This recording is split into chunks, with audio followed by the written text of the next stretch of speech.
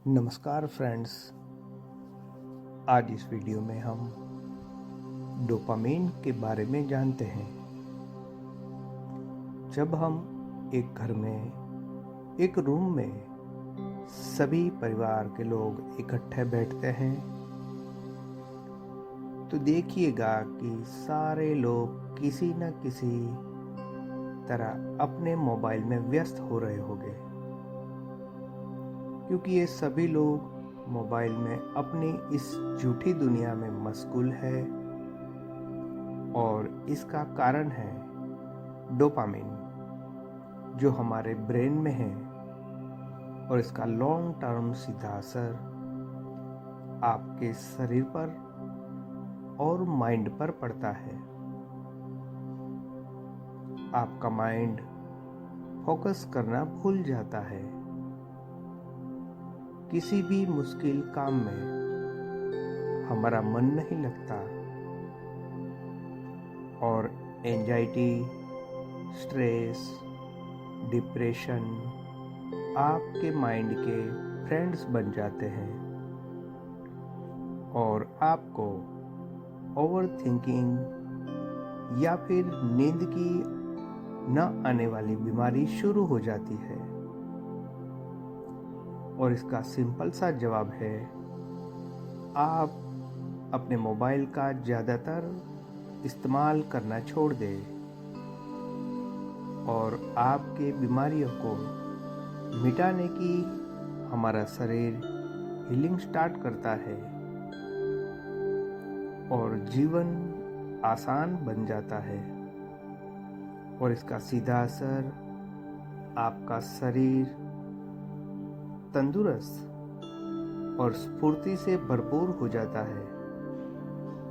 तो हम डोपामिन के बारे में समझते हैं कि अक्सर ये है क्या। डोपामिन ब्रेन में सबटेंशन या हाइपोथैलेमस के न्यूरॉन्स के द्वारा बनाए जाने वाला एक न्यूरोट्रांसमीटर है, जिसे हमारी एकाग्रता बनती है, हम फोकस कर पाते हैं और किसी चीज के बारे में सोच विचार कर पाते हैं। डोपामिन का लेवल हमेशा बैलेंस में होना चाहिए और उसका लेवल जब हाई हो जाता है तब एक जैसे अफीम का बंदी अफीम मांगता है, वैसे हमारा दिमाग डोपामिन को मांगना शुरू कर देता है। एक स्टूडेंट एक काम को पूरा करता है तो हमारे ब्रेन में थोड़ा सा डोपामिन रिलीज होता है, जिसे हमें खुशी का एहसास होता है। और एक दूसरी तरफ जब बच्चा गेम खेलता है तब डोपामिन बहुत मात्रा में रिलीज हो जाता है। अब हमें समझने की बात यह है कि ये बच्चा आखिर अपने पढ़ाई में फोकस क्यों नहीं कर पाता, इसका ब्रेन मुश्किल काम में क्यों अप्लाई करेगा। ये तो उन्हीं कामों के पीछे भागेगा जो कि इसे तुरंत डोपामिन प्रोवाइड करता है। और इसे दूसरी तरह से समझते हैं, एक व्यक्ति जब फोन की लत में रहता है तब इसके ब्रेन में इंस्टेंटली डोपामिन रिलीज होता है और इसके कारण उनको एक झूठा फील गुड का एहसास होता है और आप इनके गुलाम बनते जा रहे हैं। पहला तो आपको ब्रेन किसी भी मुश्किल काम को नहीं करना चाहता, जैसे आपका कोई जरूरी प्रोजेक्ट हो या एग्जाम की तैयारी करनी हो। वैसे इसी वक्त उन कामों को शुरू करता है हमारा दिमाग, जो आपके समय को बर्बाद करता है, जैसे वीडियो गेम खेलना, किसी न किसी बहाने शॉपिंग करना, टीवी सीरियल देखना या तीखा और टेस्टी फूड खाना, इससे डोपामिन इंस्टेंट रिलीज होता है। तो हमने इस प्रॉब्लम को समझ लिया, वो इस प्रॉब्लम को सॉल्यूशन कैसे निकाले ये समझते हैं। तो एक टेक्निक है कि आप अपने मनोरंजन के समय में से समय निकालकर कुछ किताबें पढ़ें, जो इस तरह अपने इंटरनेट को एजुकेशन में बदलते हैं। तो डोपामिन लेवल को कम करना शुरू कर देता है।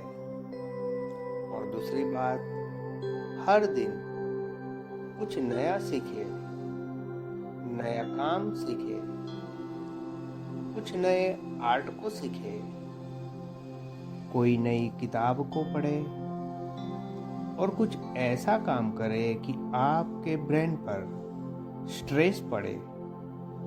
जी हाँ, जब भी आप कुछ नया सीखते हैं, नए नए कनेक्शन बनना शुरू होते हैं और इस समय आप अपने ब्रेन को शक्तिशाली बनाना शुरू कर देते हैं। और शक्तिशाली ब्रेन कोई भी नशा नहीं टिकता। और तीसरी टेक्निक, आपको एक 12 घंटे का समय चुनना है और स्ट्रिक्टली इसे डिसिप्लिन में रखना है। ये एक बहुत ही बड़ा टास्क है और अगर आप इसे नहीं करेंगे तो आप इसे कभी पूरा नहीं कर पाएंगे। अगर आपने ये प्रैक्टिस में ले लिया तो मेरा यकीन मानिए कि आप आपकी जिंदगी को बदल सकते हैं। एक नया एक्सपेरिमेंट आपको 7 दिनों में दिखना शुरू हो जाएगा। इसमें करना है कि आपको दिन में स्पाइसी खाना नहीं खाना है। आप हल्का खाना खा सकते हैं और आपको मोबाइल फोन और कंप्यूटर का बिन जरूरी उपयोग को तुरंत ही छोड़ देना है। और मूवीज देखना नहीं है, आपको सिर्फ घर में रहना है।